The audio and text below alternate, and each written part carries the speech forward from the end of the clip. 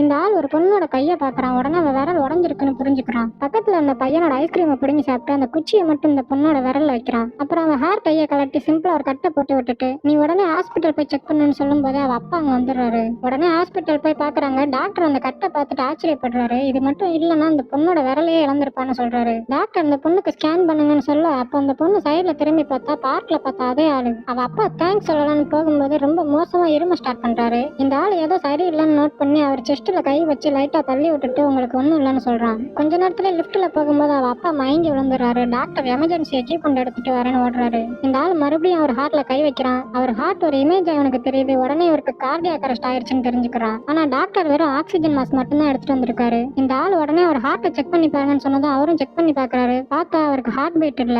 இந்த ஆள் உடனே சிபிஆர் ட்ரீட்மெண்ட் கொடுத்து இந்த பொண்ணோட அப்பா உயிரை காப்பாத்துறான். ஆனாலும் அவ அப்பாவுக்கு உடனே சர்ஜரி பண்ணி ஆகணும். ஆனா அந்த டைம் சர்ஜரி பண்றதுக்கு அங்க யாரும் இல்ல. நர்ஸ் எல்லாம் பயந்துடுறாங்க. சீக்கிரம் ஏதாச்சும் பண்ணலன்னா அந்த பொண்ணோட அப்பா இறந்துருவாருன்னு. இதை கேட்டு அந்த பொண்ணு நீங்க தான் என் அப்பாவை காப்பாத்தணும்னு கேக்குறா. ஆனா அந்த ஆளு நான் ஒரு இடத்துல கான்ட்ராக்ட் சைன் பண்ணிருக்கேன். இப்போ இங்க சர்ஜரி பண்ணா என் கெரியரே போயிரும்னு சொல்லிட்டு அங்க இருந்து கிளம்பலான்னு போகும்போது அந்த பொண்ணு இவன் கையை பிடிச்சு அவட்ட இருக்கிற காசை கொடுக்குறா. இந்த பொண்ணு அலறதை பார்த்து மனசு கேட்காம என்னாலும் பரவாயில்ல என்னால முடிஞ்சதை செய்வேன்னு சொல்லிட்டு சர்ஜரி பண்ண கிளம்பிடுறான்.